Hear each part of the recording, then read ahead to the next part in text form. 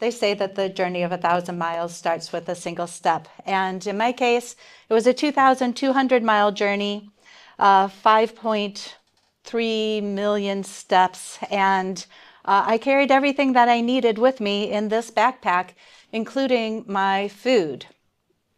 It was epic, but a few years before that, that journey would have been impossible.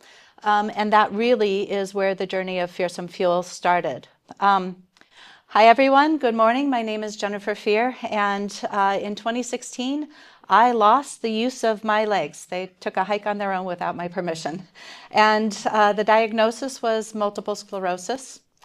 I was fortunate, obviously. I regained the use of my legs, and in 2022, I had fully embraced food as an alternative or an optional way to continue working on managing my health.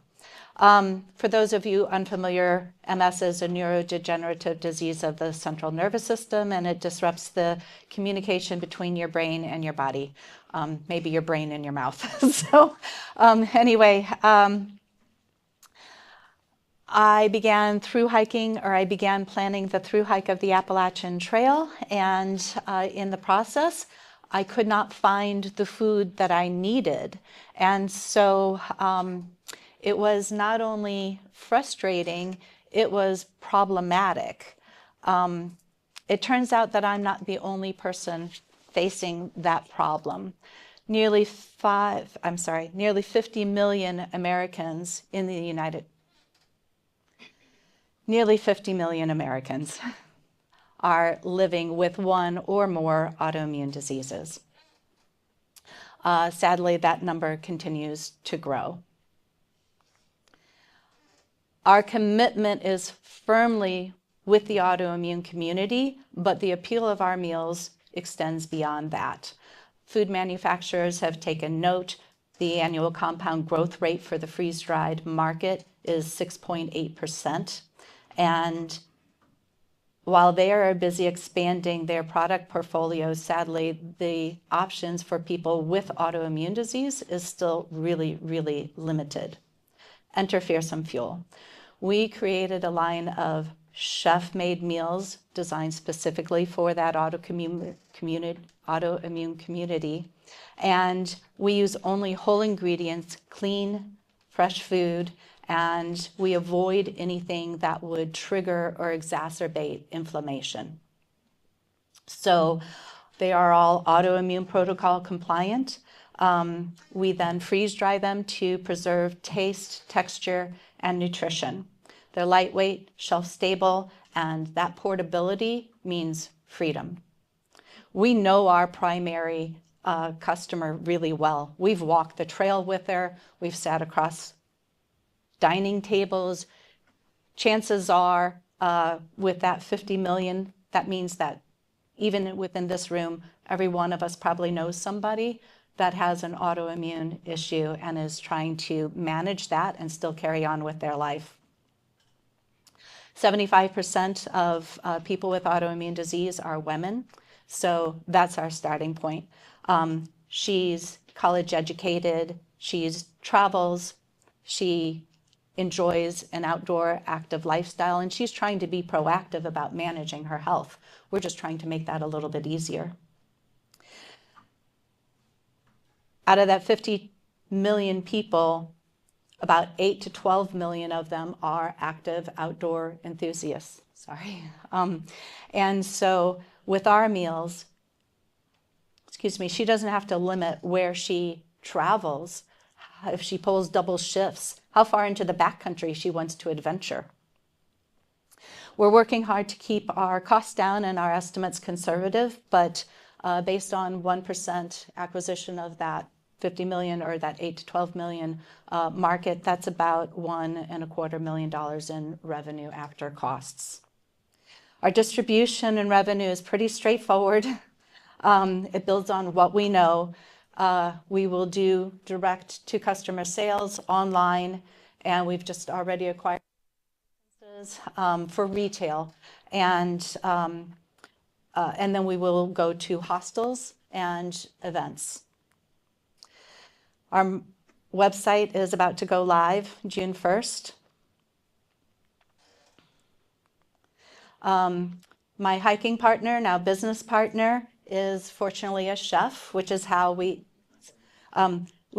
managed to have the meals created for the hike. And we've kind of covered in 23 and 4 product validation and getting our business set up. Now we are about to begin actual production. And so what we will be looking for as we build out over the next year are to be able to move. We are in an incubator kitchen, and so that means that we're there 6 to 12 months. Within 12 to 18 months, we want to be moving into our own commercial kitchen. And at Fearsome Fuel, basically we say, fuel your body, fuel your adventure. Thank you very much.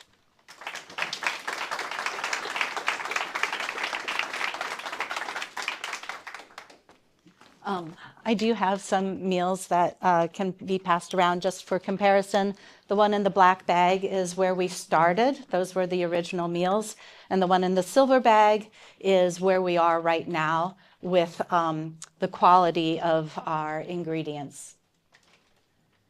And with that, I'll take any questions. Sorry. Go ahead. Great job up there. I know it's hard getting up in front of everyone and telling your story, so props to you. I think I like love the persona of the personal story that you brought to the business pitch deck. Like you coming up with the pack and telling your personal story. Like I love when people are able to kind of like bring to life like the big problem that they're solving and really be able to like kind of get you to buy into like that sort of emotional part of why they're building the company. So props to you for like leading with that and also being able to kind of like just get us all like really like interested off the bat, which is awesome. I'm not an investor in sort of consumer products or food, so take this all with a grain of salt here. But I think like the sort of challenge with the pitch deck today is that I'm not sure, outside of you saying like, yes, there's people with autoimmune diseases and yes, there's people who are outdoor enthusiasts, like where is kind of the demand coming from and like what have you done to validate that demand outside of like your own needs?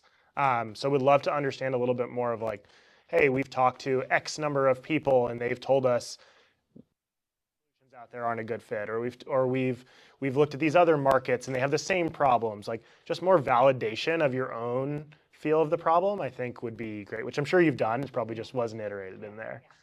And then I think last but not least here, like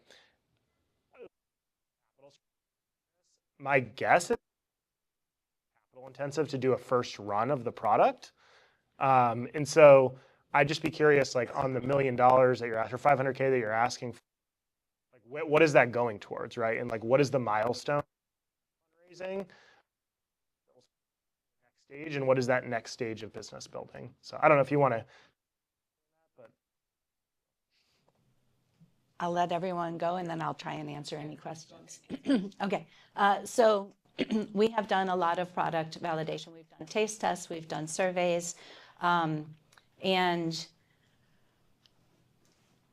in terms of the actual, our meals are running about $3.96 in terms of the cost of goods sold compared to the sale price of $14.99. The biggest expenses are the actual facilities. And so we're fortunate right now to be in an incubator kitchen. And so most of that main cost is built into our monthly payment or monthly rent payment, basically with the commercial kitchen. Our big expenses will come as we build out, but we know similar companies, a partner company or a sister company to us, Pinnacle, they have their own kitchen. They run 14 freeze dryers continuously, and those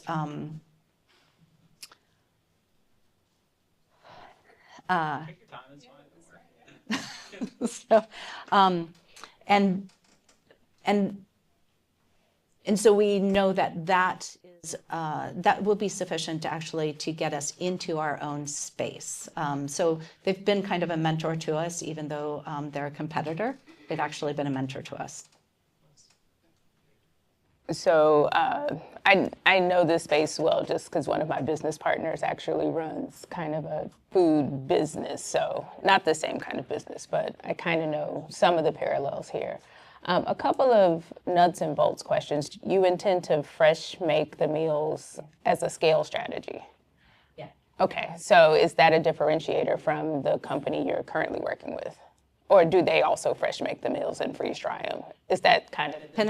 They make their own meals. It's part of what makes them great, actually. And most of the small cottage manufacturers, like we are starting out as, that is what they do. As you see the ingredients passed around, that first pack in the black is what you can get on the market today. It's typically mass produced, and you can order those ingredients wholesale now.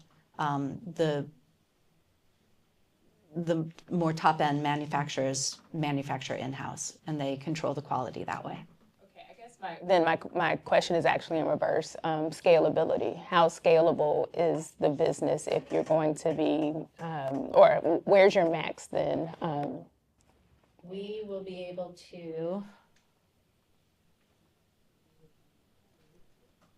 able to handle an annual output of about 173,000 meals with a bank of 16 kitchens, and that only requires 4 people to cook.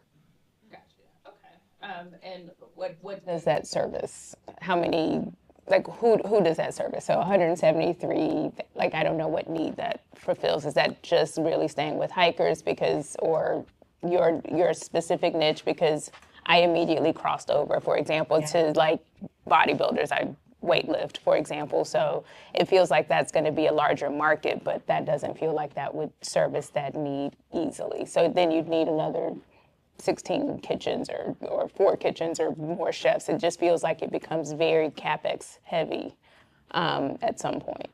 So I think that I don't have the answer to that right now because we're focused really on that autoimmune community, building our brand, staying within that kind of outdoor. We know there's crossover, to your point. We absolutely know there's crossover, and we want to, though, scale slowly to that demand, get out of the incubator kitchen, get into build that demand and that brand trust within the community, and then continually expand. I already have people asking me who they're tech people. They spend a lot of hours sitting at a desk, and our meals are perfect for that, for nurses, for the, like we'd like to be in vending machines at some point as a healthy brand. Yeah.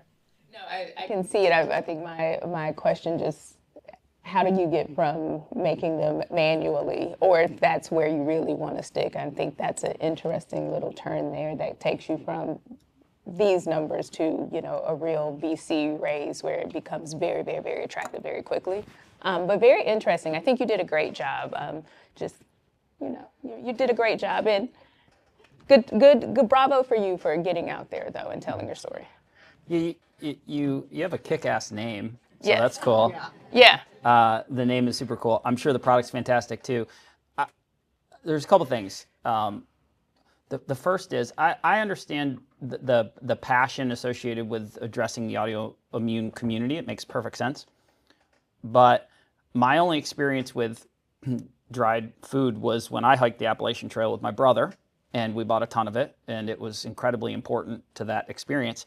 And my son got addicted to dried food when he learned that as like 7 or 8 year old that astronauts ate dried food. The reason why I say that is because, as someone who's going to raise capital like you are, couple things. I presume the product's fantastic, so every pitch, can't do it here, but every time you actually sit down intimately with investors, you should feed them first. Because they have to believe that your product is great, okay? And I think it probably is, and so I would do that first. I'd feed them.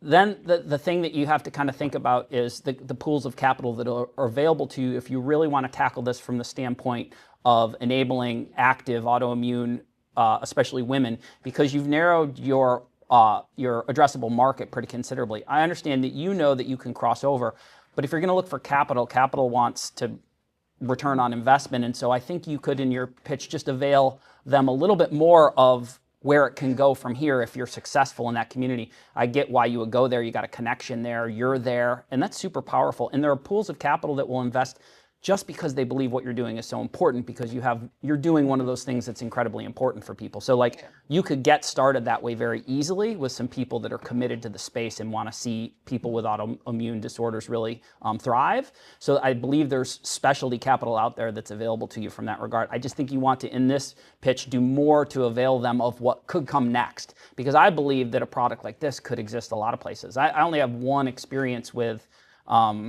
this space. It was, if any of you ever heard of Mountain Khakis, I helped to get that apparel business started. And, you know, every outdoor channel, every outdoor store, like you need to get some of that in the deck in details so that people can see the math associated with the return on investment. And I think you might get some people really excited by something like this. So I think there's tons of potential. I think what you're doing is awesome. And I'd like to buy some and have it with my kid, because he's now 20 and it makes me sad. But when he was 8, we used to eat dried food together. So I'm going to buy some, and I'm happy to talk to you after. I really think there's tons of potential in this. And one of my business partners is very, very connected into the outdoor space through our work in outdoor apparel. So I'd be happy to connect you with him as well, too. He's also a CFO. So like he could help you with models and that kind of thing. And he'd be happy to give you some time if you need it. But anyways, I think it's super interesting, and you got a lot of potential. But I think you just got to get some view of the broader market and the potential that's after addressing this first niche that you're going after. Yeah. Yeah.